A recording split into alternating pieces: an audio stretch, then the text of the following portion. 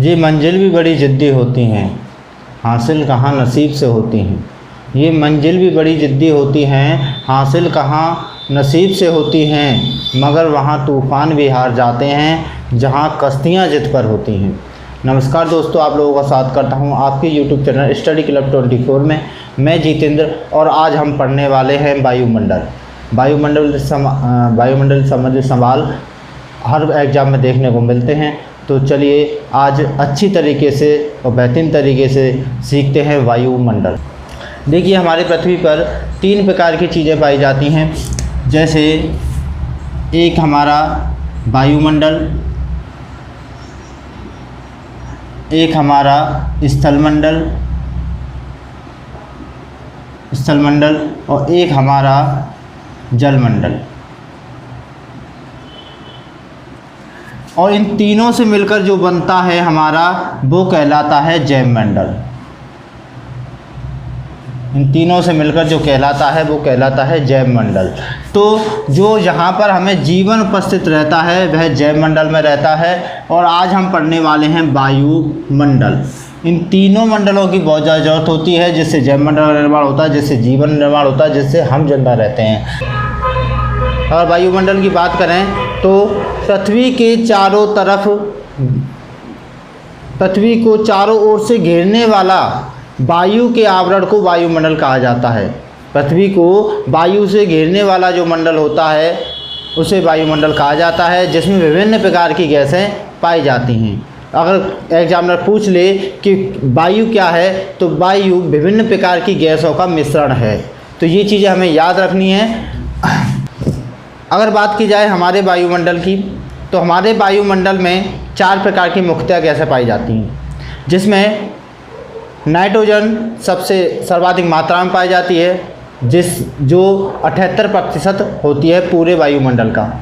अगर बात की जाए ऑक्सीजन की, तो ऑक्सीजन हमारी लगभग 21% होती है। दशमलव में बात की जाए तो 20.95% हमारी ऑक्सीजन होती है। चौथी गैस हमारी होती है आर्गन गैस। आर्गन गैस हमारी 0.93% हमारी आर्गन गैस होती है। और उसके बाद बात की जाए तो कार्बन डाइऑक्साइड की मात्रा पूरे वायुमंडल में 0.003% ही होती है।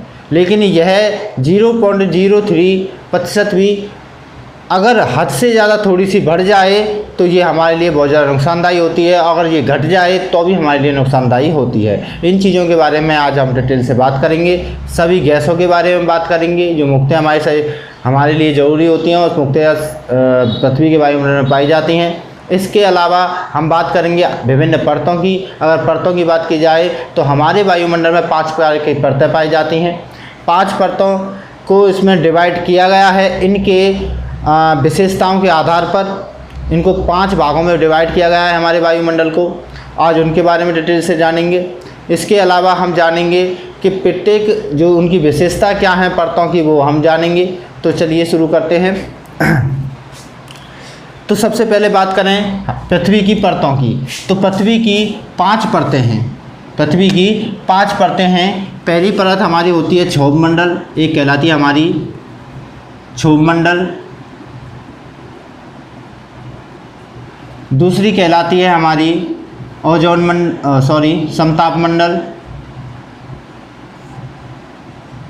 समताप मंडल। तीसरी होती है हमारी मध्यमंडल और चौथी होती है हमारी आयन मंडल। 5वीं होती है हमारी वायुमंडल।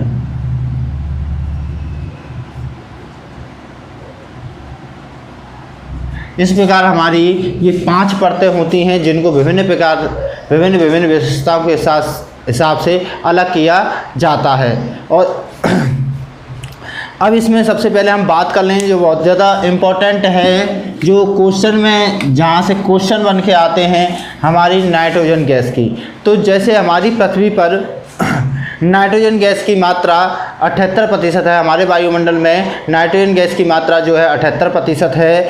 यह इसकी अगर विशेषताओं की बात की जाए, ये क्या क्या कार्य आती हैं, तो जैसे यह गैस वायुमंडल में सर्वाधिक मात्रा में है, जिस कारण यह वायु दाब और पवन शक्ति तथा प्रकाश के परावर्तन का आभास ये कराती है।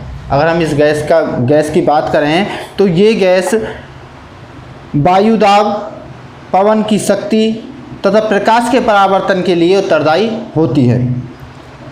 इस गैस का, नाइट्रोजन गैस का कोई रंग, गंध व स्वाद नहीं होता है और यह वस्तुओं को तेज़ी से जलने से बचाती है। ये बहुत इम्पोर्टेंट है, वस्तुओं को तेज़ी से जलने से बचाती है। क्या कारण है? अगर ये नाइट्रोजन गैस की मात्रा अगर ख़त्म हो जाए या कम हो जाए तो हमारा जीवन पृथ्वी पर रहने लायक नहीं रहेगा। क्यों नहीं रहेगा? तो देखिए, ये ऑक्सीजन गैस है, ये ऑक्सीजन गैस एक ये जलाने के लिए उत्तरदायी गैस होती है, जो विभिन्न चीज़ों से क्रिया करके उसे जलने में सहायता प्रदान करती है, जिसको कंट्रोल करती है नाइट्रोजन गैस। अगर नाइट्रोजन गैस नहीं होगी तो उस आग को कंट्रोल कर पाना मुश्किल होगा। आज हम आग बुझाने में कामयाब हैं तो इसी नाइट्रोजन गैस की वजह से। तो इसलिए तेज़ी से वस्तुओं को जलने के से रोकने के लिए नाइट्रोजन गैस जिम्मेदार है, जिससे जीवन भी इसके लिए जीवन के लिए भी काफ़ी महत्वपूर्ण गैस है हमारी नाइट्रोजन गैस। आगे बात करें तो ये रंगमंच, फिल्मों, स्टेज शो में आदि बादल व धुआं बनाने के काम आती है। आपने देखा होगा काफ़ी शो जो होते हैं, काफ़ी पिक्चर वगैरह होती हैं, उनमें नीचे की साइड में एक बादल का निर्माण सा होता है, काफ़ी आपने देखा होगा। वो नाइट्रोजन गैस होती है। उस नाइट्रोजन गैस का हम रंगमंच पर भी इस्तेमाल करते हैं। आगे बात की जाए तो रेफ्रिजरेटरों में शीतलक के रूप में भी इसका कभी कभी प्रयोग होता है। और अगर बात की जाए हवाई जहाज़ों के टायरों में व गुब्बारों में यह गैस भरी जाती है। हालांकि देखिए, जो सबसे हल्की गैस होती है वो हीलियम गैस होती है और हवाई जहाज़ के टायरों में हीलियम गैस भी भरी जाती है। कहीं कहीं जब हीलियम गैस उपलब्ध नहीं होती है तो हम नाइट्रोजन गैस का भी इनमें यूज कर लेते हैं।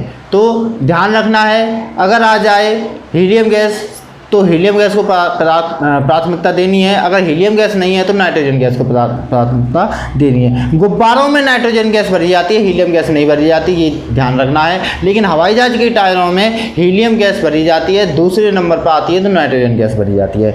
ठीक है, आगे बात करें तो यह वायुमंडल में 128 किलोमीटर की ऊंचाई तक पाई जाती है। पृथ्वी से अगर हम चलें, हमारी पृथ्वी से जब हम 128 किलोमीटर ऊपर जाएंगे तो वहाँ तक ही हमें ये गैस मिलती है, इसके बाद ये गैस नहीं मिलती।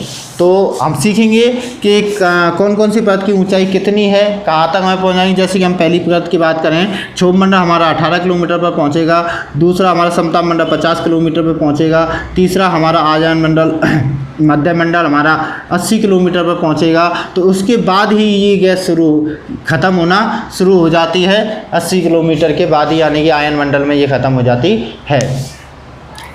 अब बात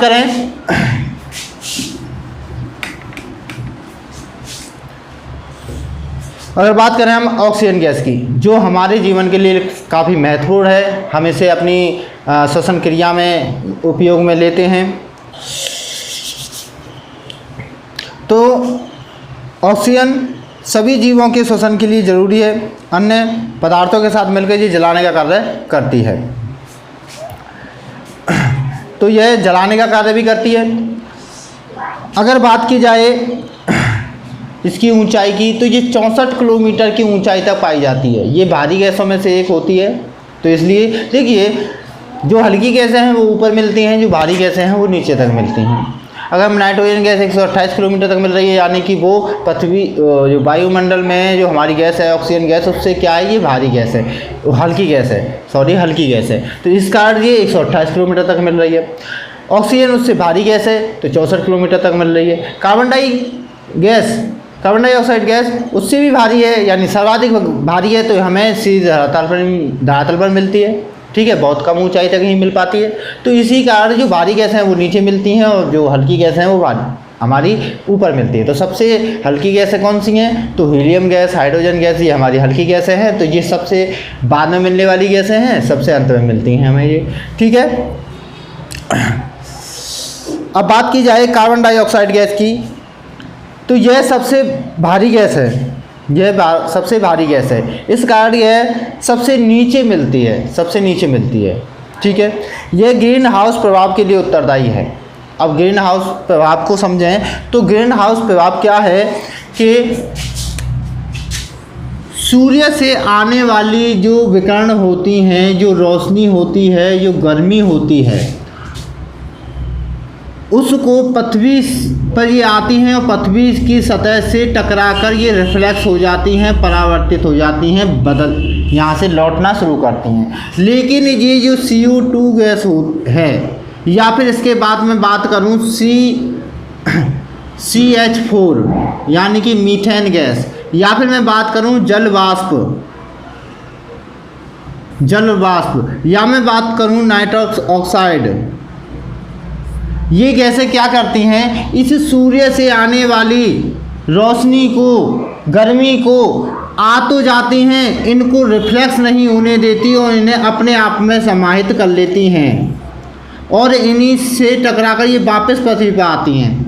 यानी कि इस गैस को एक इतना मोटा आवरण बना लेती हैं, ये सारी की सारी भारी गैसें हैं और सर्वाधिक मात्रा पे ये नीचे की साइड में पाई जाती हैं। सर्वाधिक जो गैसें हैं वो हमारी निचली परत क्षोभमंडल में पाई जाती हैं। तो यहाँ पर जब ये सूर्य की किरण आती हैं तो ये वापस लौट के नहीं जा पाती, कुछ जा पाती है, मतलब पूरी तरीके से नहीं जा पाती, और ये जो गर्मी है, ये जो विकिरण है, ये यहीं पर रह जाती हैं, जो ग्रीन हाउस प्रभाव के लिए उत्तरदायी होती हैं, जिससे यहाँ का तापमान जो जितना होना चाहिए उससे ज़्यादा बड़ा रहता है।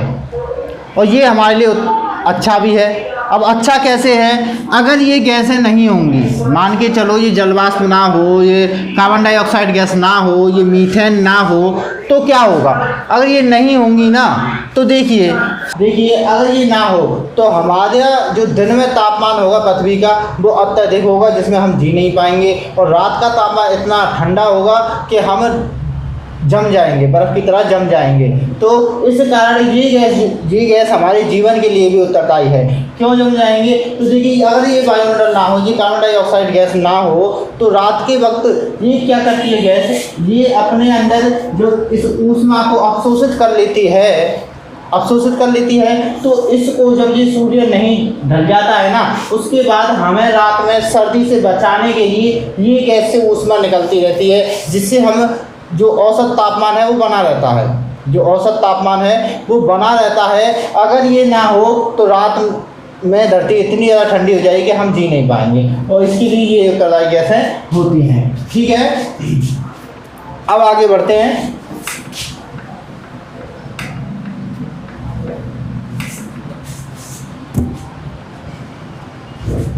तो हम ठीक है, ये औसत तापमान बनाए रखने का काम करती है। इसे आग बुझाने के लिए अग्निशामक जो यंत्र होते हैं उनमें भी काम में लिया जाता है। अग्निशामक यंत्र आपने देखे होंगे, जो आग बुझाने के सिलेंडर होते हैं, उनमें जो जिन पर A फायर B फायर लिखा रहता है, उनमें कार्बन डाइऑक्साइड गैस भरी जाती है जो आग बुझाने में काम आती है। ये आग को जलाने से रोकती है, आग को बुझाने का काम करती है। तो इन्हें अग्निशामक यंत्रों में भी काम में लिया जाता है, एक्सटिंग्विशर में काम में लिया जाता है। ठीक है, आगे चलें तो ये पेड़ पौधों के श्वसन के लिए आवश्यक है। ये पेड़ पौधों के श्वसन के लिए भी आवश्यक है। जो पेड़ पौधे हम क्या करते हैं, हम ऑक्सीजन लेते हैं और कार्बन डाइऑक्साइड गैस छोड़ते हैं, और जो पेड़ पौधे होते हैं वो कार्बन डाइऑक्साइड गैस को लेते हैं और छोड़ते क्या हैं, तो ऑक्सीजन गैस छोड़ते हैं। तो उसके लिए भी ये इम्पोर्टेंट गैस है कार्बन डाइऑक्साइड गैस। ठीक है, एक इम्पोर्टेंट नोट्स है जिसे आप नोट कर लीजिए कि पृथ्वी का औसत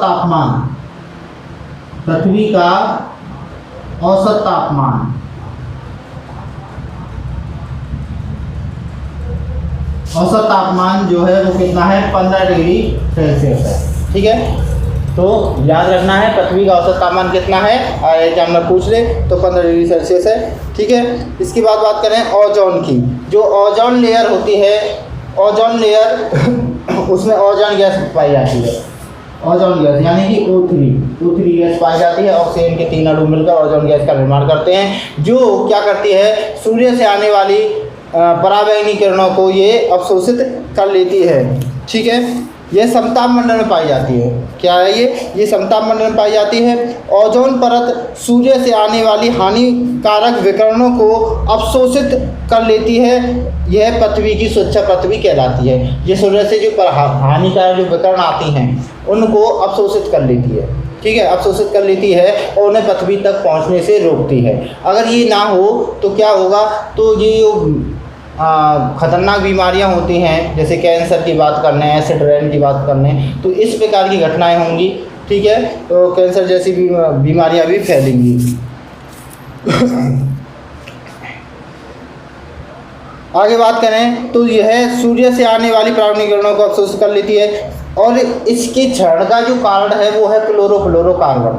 क्लोरोफ्लोरो जो गैसें होती हैं, क्लोरोफ्लोरोकार्बन जो गैसें होती हैं, रेफ्रिजरेटरों में ये काम में आने वाली गैस होती है। इस गैस से इस ओजोन परत को नुकसान है, जिस कारण इसमें एक क्षेत्र भी हो गया है, ठीक है।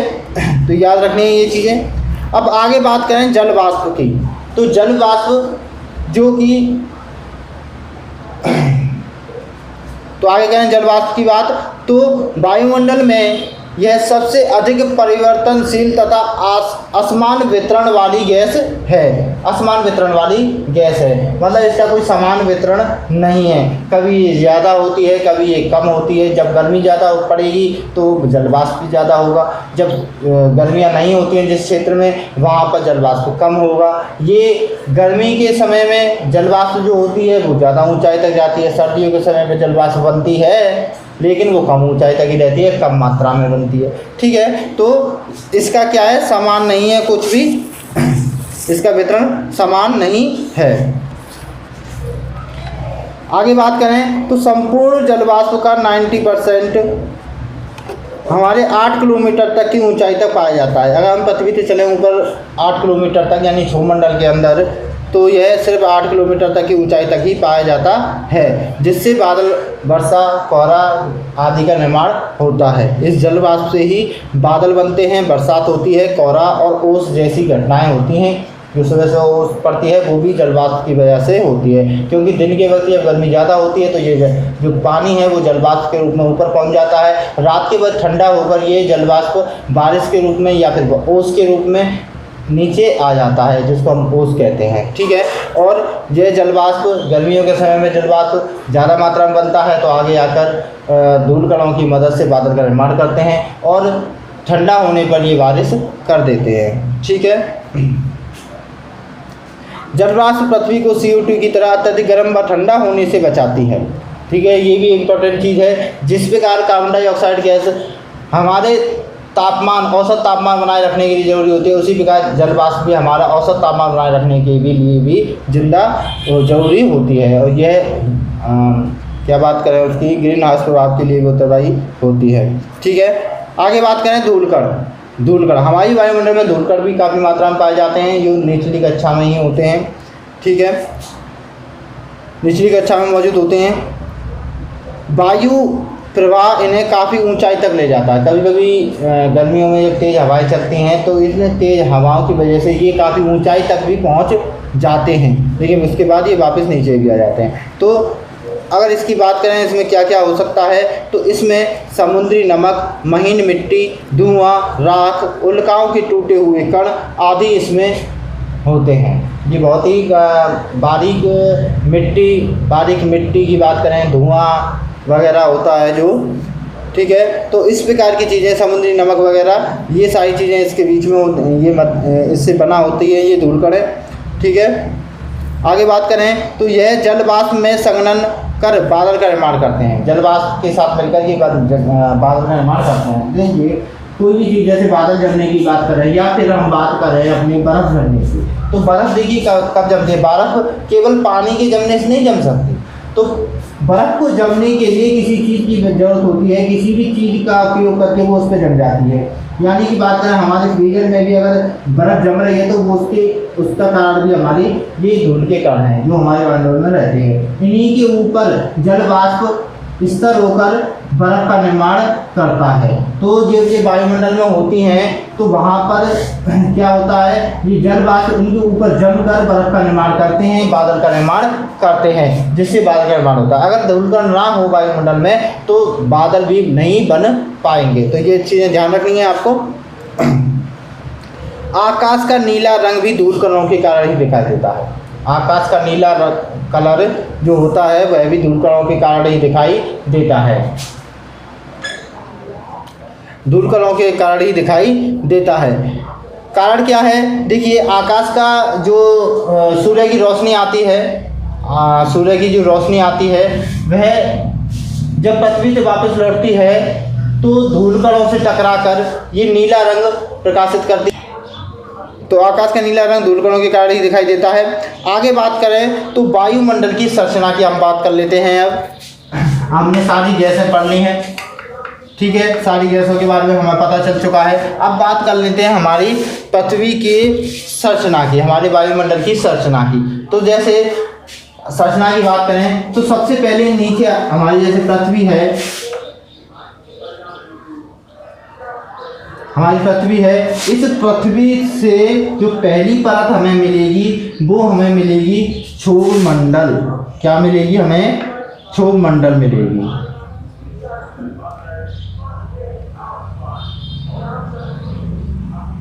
हमें क्षोभमंडल मिलेगी, जिसकी अगर ऊंचाई की बात की जाए तो ध्रुवों पर इसकी ऊंचाई 8 किलोमीटर होती है। अगर ध्रुवों की बात की जाए, अगर इनकी ध्रुवों की बात की जाए तो ध्रुवों पर इसकी ऊंचाई 8 किलोमीटर होती है। अगर बात की जाए विषुवत रेखा पर, और विषुवत रेखा पर इसकी ऊंचाई की बात की जाए तो विषुवत रेखा पर या 0 डिग्री कह रहे हैं हम, ठीक है, वहाँ पर इसकी ऊंचाई 18 किलोमीटर होती है। 18 किलोमीटर होती है। अब इसका कारण भी समझ लेते हैं ऐसा क्यों होता है। तो देखिए ध्रुवों पर क्या है, सर्दी ज़्यादा होती है। ध्रुवों पर सर्दी ज़्यादा है, आपको पता होगा, दोनों ध्रुवी हमारे जमे हुए हैं, दोनों पर बर्फ़ है, ठीक है। तो वहाँ पर क्या है, ये जो गैसें होती हैं उस सर्दी की वजह से या फिर यहाँ पर तापमान की कमी होती है, वहाँ पर हर चीज़ें सुखड़ती हैं वायुमंडल में। तो यहाँ पर सर्दी की वजह से ये जो गैसें हैं ये ज़्यादा ऊंचाई तक नहीं जा पाती और ये सर्दी के कारण ये नीचे ही रहती हैं, ठीक है, इनका फैलाव ज़्यादा नहीं हो पाता। तो ध्रुवों पर ये सारी गैसें 8 किलोमीटर की ऊंचाई तक ही सीमित रह पाती हैं, जिस कारण ध्रुवों पर इनकी ऊंचाई रह जाती है हमारी क्षोभमंडल की 8 किलोमीटर। और विषुवत रेखा पर जहाँ पर सूर्य सीधा प्रकाश डालता है वहाँ पर गर्मी ज़्यादा रहती है, तो जिस कारण गर्मी की वजह से ये ज़्यादा ऊंचाई तक पहुँच जाते हैं और इनकी ऊंचाई यहाँ पर हो जाती है 18 किलोमीटर विषुवत रेखा पर। तो क्षोभमंडल की अगर क्वेश्चन आ जाए, क्षोभमंडल की ऊंचाई विषुवत रेखा पर कितनी है, तो 18 किलोमीटर है, और ध्रुव पर कितनी है, तो 8 किलोमीटर है, ठीक है।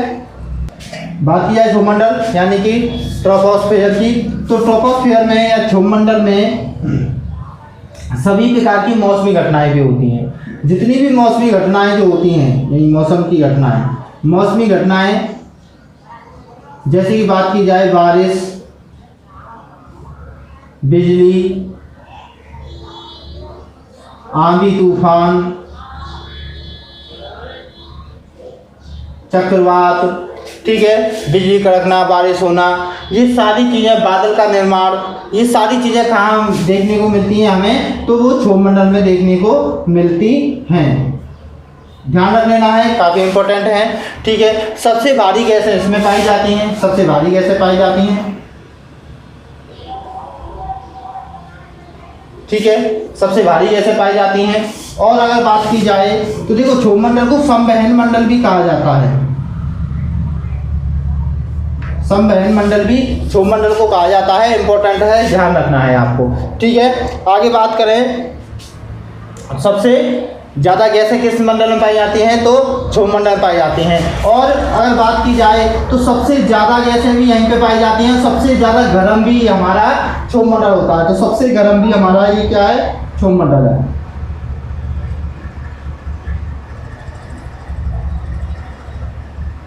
सबसे गर्म परत भी हमारी अगर बात करेंगे तो कौन सी है, हमारी क्षोभमंडल सबसे ज़्यादा गर्म गैस है। अब बात करें अगर क्षोभमंडल से हम ऊंचाई पर चलेंगे, यानी पृथ्वी से ऊंचाई की तरफ बढ़ते हैं तो तापमान में गिरावट शुरू हो जाती है।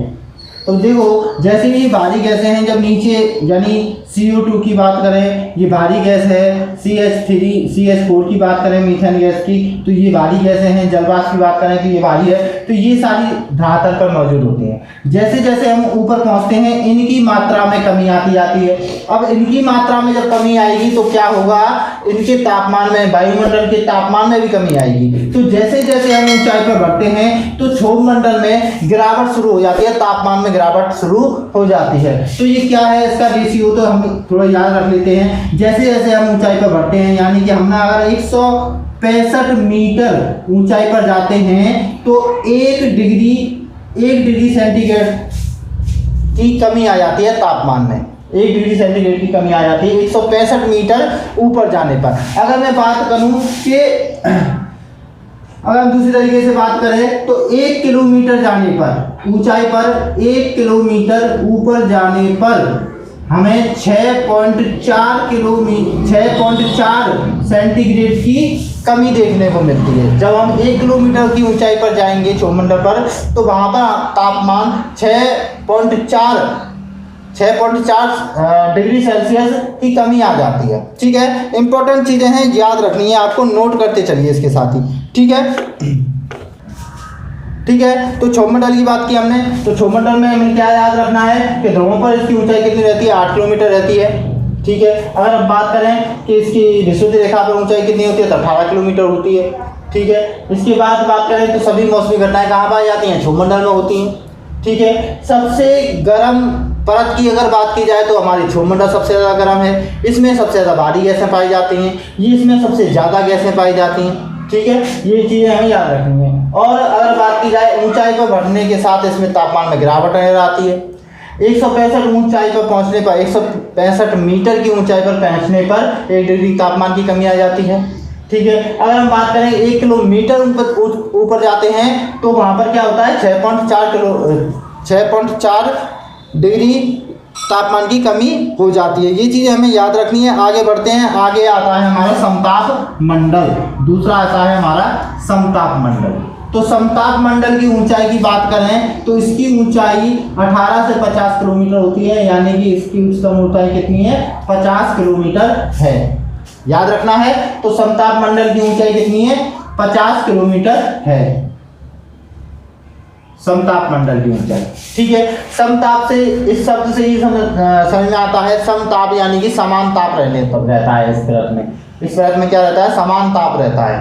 ठीक है, अगर हम बात करें तो देखिए समान ताप क्यों रहता है इसमें, इसका कारण क्या है। देखो नीचे से जब हम ऊपर की तरफ बढ़ रहे हैं तो यहाँ पर नीचे से ऊपर की तरफ बढ़ते हैं तो क्या होता है, हमें तापमान में कमी आ रही है। ठीक है, तापमान में कमी आ रही है, लेकिन इसी में एक ओजोन परत है, पतली सी एक ओजोन परत है जिसकी मोटाई की बात करें तो वो 20 किलोमीटर है। कितनी है, 20 किलोमीटर मोटी एक परत है ओजोन परत। उस ओजोन परत का काम क्या है कि वो सूर्य से आने वाली हानिकारक विकिरणों को अवशोषित कर लेती है। जब वो रोशनी को अवशोषित करेगी, ऊष्मा को अवशोषित करेगी, तो इसका तापमान ऊपर से बढ़ेगा और नीचे से घट रहा है, तो जिस कारण इसका तापमान क्या रहता है, एक समान तरीके से रहता है, समान रहता है। तो ठीक है, ये इंपॉर्टेंट चीज़ है, इसको याद रखना है। इसके अलावा ये इसकी विशेषता और क्या है, तो ये वायुयान उड़ानों के लिए उत्तरदायी गैस है। अगर मैं बात करूं तो ये वायुयान उड़ान के लिए भी उत्तरदायी गैस है। सभी प्रकार के वायुयान इसी परत में उड़ाए जाते हैं। ठीक है, तो ये वायुयान उड़ाने के लिए उत्तरदायी गैस है। क्यों, क्योंकि इसमें मौसमी घटनाएं नहीं होती, तो किसी प्रकार की परेशानी नहीं आती। ठीक है, तो इसमें कोई मौसमी घटना होती नहीं है, जिस कारण से इस यहाँ पर वायुयान को लिए ये सुरक्षित मानी जाती है। ठीक है, तो इसके अलावा हमें एक चीज़ और ध्यान देनी है, जहाँ ध्रुव है, जहाँ पर भी ये ध्रुव हैं, दो ध्रुव हमारे दक्षिण ध्रुव उत्तरी ध्रुव, वहाँ पर इसकी ऊंचाई सर्वाधिक होती है। कारण क्या है कि नीचे जो क्षोभमंडल की बात करेंगे तो वो कहाँ तक फैला हुआ है, 8 किलोमीटर तक, और 8 किलोमीटर से 50 किलोमीटर जाएंगे तो ये हमारा समताप मंडल आ जाता है। यहाँ से 8 और ये अगर इसकी मोटाई की बात करें तो 50 किलोमीटर है।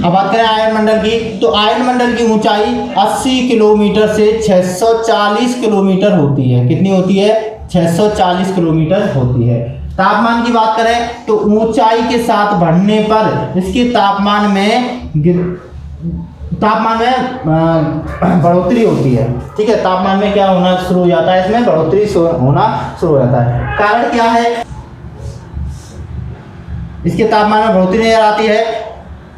इसका नाम क्या है? आयन मंडल। इसी कारण इसमें क्या पाया जाता है? आयन कण पाए जाते हैं। इसमें आयन कण पाए जाते हैं, आयन कण, आयन गैस पाए जाते हैं।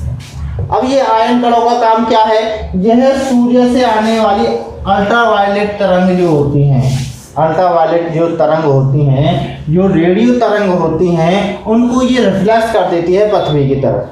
इनको रिफ्लेक्ट करती है। यहाँ से कोई तरंग गई तो ये कण मिलकर ये इसको क्या करते हैं? वापस पृथ्वी पर ही भेज देते हैं, वापस भेज देते हैं। तो इससे क्या चीज़ है कि हमारे टीवी, मोबाइल, रेडियो सिग्नल सभी के लिए कौन सी गैस जिम्मेदार होती है? हमारी आयन परत हमारी जिम्मेदार होती है।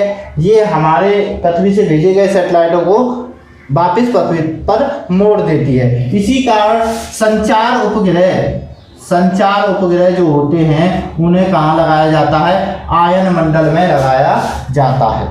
ठीक है, और ये जो कण होते हैं, आयन कण होते हैं, ये ऊष्मा का अवशोषित भी करते हैं, साथ ही पृथ्वी से आने वाली तरंगों को वापस भेज देते हैं, जिस कारण यहाँ पर तापमान में क्या होता है? बढ़ोतरी होती है। यहाँ पर माइनस पहुँच गए, माइनस के बाद इसमें क्या होगा? माइनस के बाद इसमें कमी आती चली जाएगी। ठीक है, तो रेडियो तरंग परावर्तित करने वाली कौन सी परत है? हमारी आयन मंडल है हमारे। ठीक है, याद रखना है इन चीज़ों को। आगे बात करें बाह्य मंडल, आगे बात करें तो हमारा लास्ट रह जाता है बाह्य मंडल। इस बाह्य मंडल की बात करें तो ऊंचाई की कोई वो नहीं है। कभी वो बताया 10,000 किलोमीटर इसकी ऊंचाई होती है। क्या बताया जाता है कि 10,000 किलोमीटर इसकी ऊंचाई है। काफ़ी सबसे बड़ी परत की बात करेंगे तो हमारा बाह्य मंडल है, जो धीरे धीरे करके अंतरिक्ष में विलीन हो जाता है। तो ये अंतरिक्ष में विलीन हो जाता है। इसकी ऊंचाई 640 किलोमीटर से ऊपर अनंत की कह सकते हैं कि अंतरिक्ष में विलीन हो रहा है। और एक नॉर्मली मानी गई है तो 10,000 किलोमीटर मानी गई है। इस गैस में इसकी क्या विशेषता है? तो इसकी विशेषता है कि इसमें हीलियम व हाइड्रोजन गैसें पाई जाती हैं। ये पृथ्वी की वायुमंडल की सबसे हल्की गैसें हैं। तो जो कहाँ पाई जाती हैं? हमारी वायुमंडल में पाई जाती हैं, हीलियम गैस और हाइड्रोजन गैस। ठीक है, जो इसके अलावा जो भूस्तर उपग्रह हैं, भूस्तर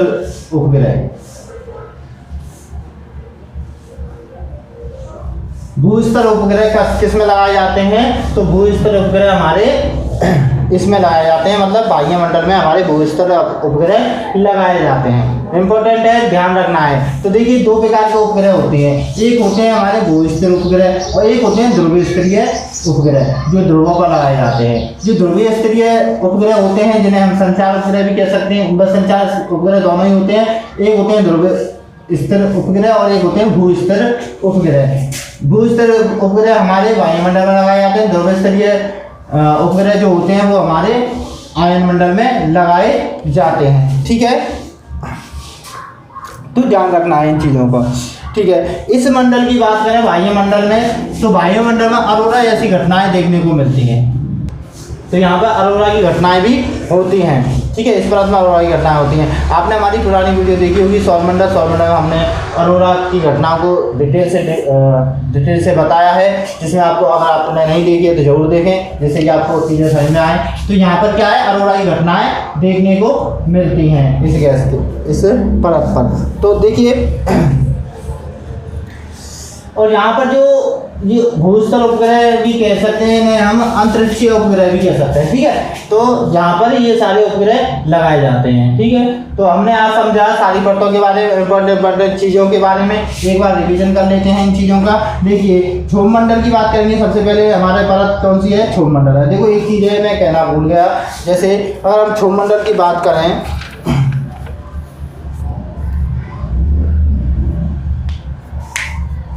देखिए एक चीज़ इम्पोर्टेंट है, हमने यहाँ पर 5 परतों के बारे में अध्ययन किया। तो जिस ऊपर की जो 4 परतें हैं, जिनमें बात करें समताप मंडल, मध्य मंडल, आयन मंडल और बाह्य मंडल। अगर हम बात करें इन 4 मंडलों की, इन 4 परतों की, अगर इनका अध्ययन किया जाएगा तो वो किया जाएगा एरोलॉजी में। ठीक है, तो इसको क्या बोला जाएगा? एरोलॉजी बोला जाएगा इसके अध्ययन को। ठीक है, अध्ययन कहाँ किया जाएगा? एरोलॉजी में किया जाएगा। अगर बात की जाए क्षोभ मंडल की, हमारी निचली परत की, तो सबसे निचली परत की इसके अध्ययन को कहा जाता है मेट्रोलॉजी। इसमें क्या, क्योंकि सारे प्रकार के मैटर इसी में पाए जाते हैं, तो इसी कारण इसके अध्ययन को कहा जाता है मेट्रोलॉजी। इंपॉर्टेंट है, बहुत ज़्यादा इंपॉर्टेंट है, इसलिए आपको बताना पड़ा। ठीक है, मैं पहले भूल गया था, कोई दिक्कत है।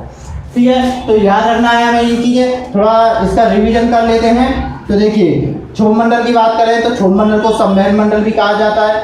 ठीक है, इसमें सभी प्रकार की मौसमी घटनाएं होती हैं, जैसे बात करें बारिश, बिजली, आंधी, तूफान, बादल बनना। ठीक है, अगर इस बात की बात की जाए तो विषुवत रेखा पर इसकी मोटाई सर्वाधिक होती है और ध्रुवों पर सबसे कम होती है। विषुवत रेखा पर 18 किलोमीटर पाई जाती है, ध्रुवों पर इसकी ऊंचाई 8 किलोमीटर का पाई जाती है। ठीक है, आगे बात करें, सबसे गर्म गैसें कहाँ पाई जाती हैं? इस क्षोभ मंडल में पाई जाती हैं, और सबसे गर्म परत भी इसी कारण इसको कहा जाता है, और सबसे ज़्यादा गर्म भी यही परत होती है। बात करें तो इस परत में कार्बन डाइऑक्साइड CH2 और जल वाष्प की मात्रा अत्यधिक होती है, जिसके कारण ये गर्म बनी रहती है। ठीक है, इस परत में ऊंचाई के साथ बढ़ने पर इनकी मात्रा में कमी आती है। कौन कौन सी? कार्बन डाइऑक्साइड और CH4 जैसी ये जो ग्रीन हाउस प्रभावी गैसें हैं, इनकी मात्रा में कमी आती है, जिस कारण तापमान में गिरावट शुरू हो जाती है। ठीक है, तो जैसे जैसे हम ऊंचाई पर बढ़ते हैं तापमान में गिरावट आती है। 165 मीटर ऊपर जाने पर 1 डिग्री तापमान की कमी आती है, और 1 किलोमीटर ऊपर जाते हैं तो 6.4 किलोमीटर की कमी आती है। ठीक है, इसके बाद बात करें दूसरा है हमारा समताप मंडल। समताप मंडल में क्या होता है? समताप मंडल में वायु यानों के सुरक्षित परत पाई जाती है। ये वायु यानों के लिए सुरक्षित परत मानी जाती है, यहाँ पर कोई भी मौसमी घटना नहीं होती है। ठीक है, इसमें एक ओजोन परत पाई जाती है। ओजोन परत सूर्य से आने वाली पराबैंगनी किरणों को क्या कर लेती है? अवशोषित कर लेती है। ठीक है, अब इसके बाद बात करें तो इसकी मोटाई को किससे नापा जाता है? तो डाप्सन से मापा जाता है। इसकी मोटाई कितनी है? तो 20 किलोमीटर इसकी ऊंचाई है, मोटाई है। इसके बाद बात करें तापमान, जैसे जैसे हम ऊपर बढ़ते हैं इसमें समताप मंडल में, तो तापमान में दोबारा से क्या होता है?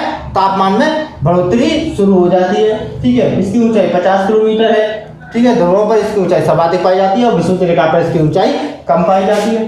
ठीक है, आगे बढ़े तो आगे है हमारी मध्य मंडल। मध्य मंडल में क्या होता है? तो मध्य मंडल की ऊंचाई के साथ बढ़ने पर तापमान में गिरावट शुरू होती है। ठीक है, तो इसकी जो सबसे ऊंचाई पर हम जब पहुंचते हैं तो वहां पर तापमान -100 डिग्री देखने को मिलता है।